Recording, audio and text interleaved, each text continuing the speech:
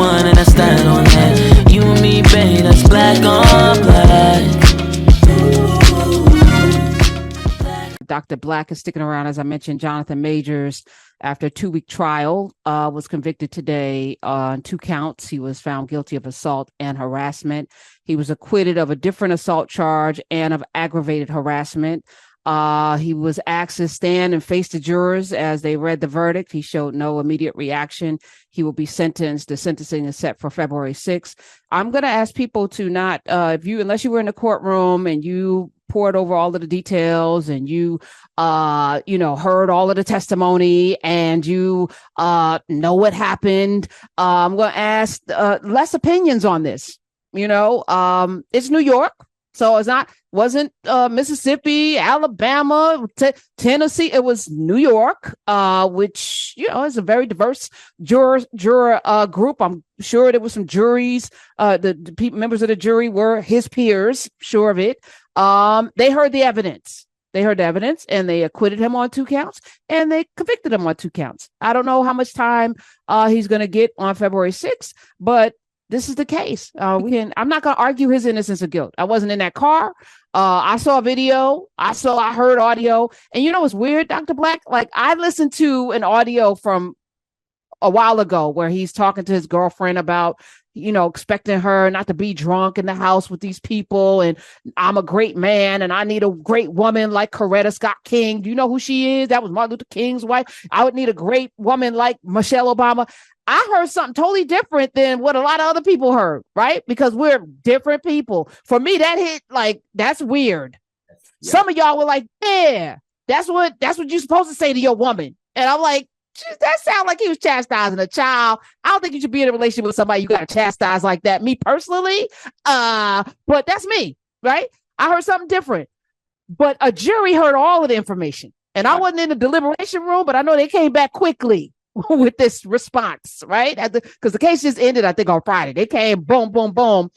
Guilty of 2 charges, not guilty of another 2. We'll see what happens. I'm not litigating his innocence or guilt other than to say, we shouldn't even know about this. Damn it, character. How about that? 866. I'm not blaming nobody, but we have choices about the people that we decide to be around, our friends and the people we decide to love and all of that. And you know when something ain't right. And when somebody's going to put you in a situation because you know yourself, right? At some point, even if it feel good, you might have to walk away from it. This is my point too. Like, I'm sorry, Dr. Black. I'm sorry. I just have to, comfort and joy. It's all good, but it ain't all good. And sometimes just because you want a thing doesn't mean that thing is good for you. And that's where maturity comes in. Like, put away childish things. At some point, the Bible talks about that too, like, or whatever you believe in. But I think we should put away childish things and walk into our maturity and start to assess things. But let's talk about it when we come back, because I just really don't want to hear the white woman set him up. No, this is his choices. He chose this woman. Why we in it, right? The only reason why we in it because something happened that was public and then it went to court, right? And I don't want to be in your business.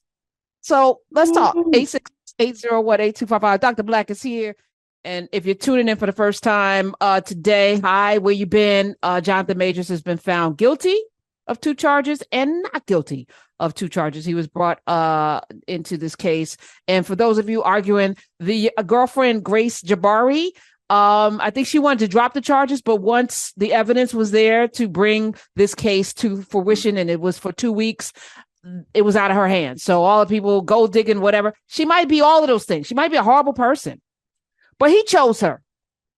He chose to be in a relationship with her. And, at some point, we're going to have to accept responsibility for the people that we attract. And red flags are always there in relationships. That's right, Karen. You ain't supposed to be with that person, but they give a mean whatever. They make you feel good. And so you're willing to overlook all of the stuff. The person is probably problematic. And you're going to chastise this woman for not being Coretta Scott King and Michelle Obama. Hello, sir. Sir. And what made you think that she was going to be any of those things? That's right. And where is this assumption that Michelle Obama would choose you? Come on. No, but I think what he was saying is, and I'm hearing a lot of men in the comments on YouTube, every man wants a woman that has their back.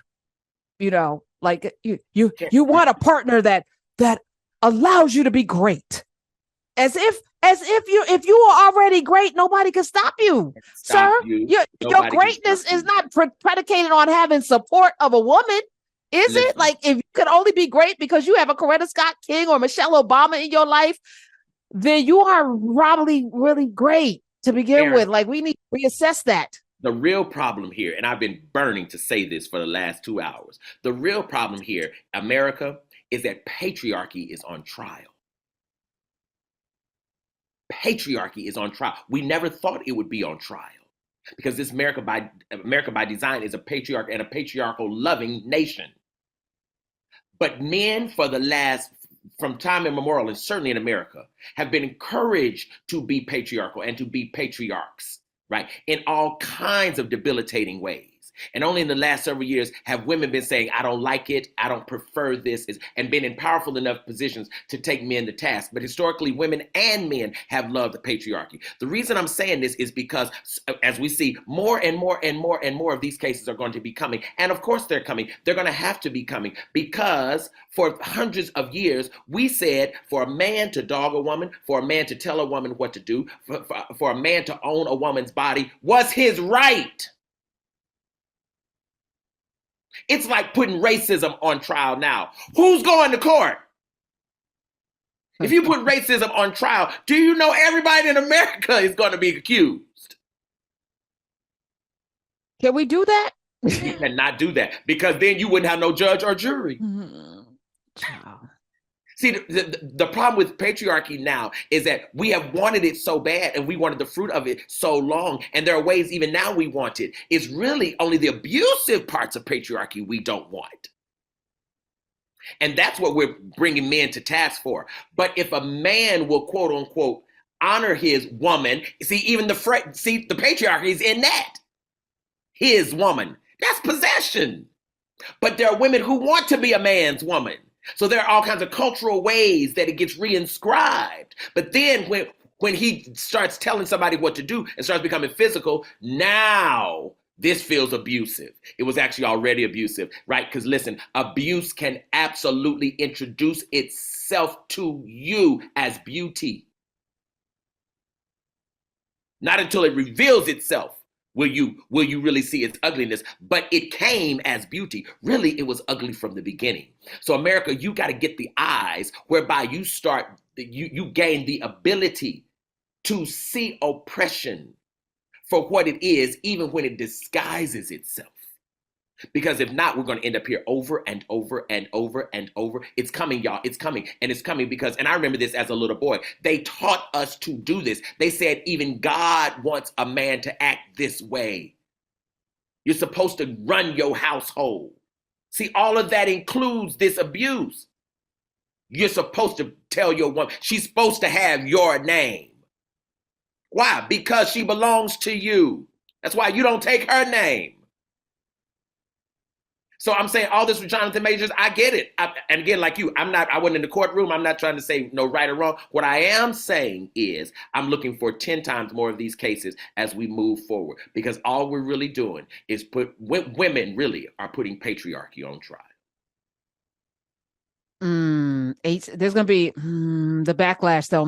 866-801-8255. If we're going to go to the Bible, though, if we're going to go to the Bible, Dr. Black, I'm thinking about, in the last days, people will come and you will think it's Jesus, or you would think it's the second coming. You would think it's the Christ, and many will follow. And I often, when I read that, I was like, how will we be able to be fooled so easily? Like even in this conversation, how easily can we be fooled by somebody pretending to have when it's very clear?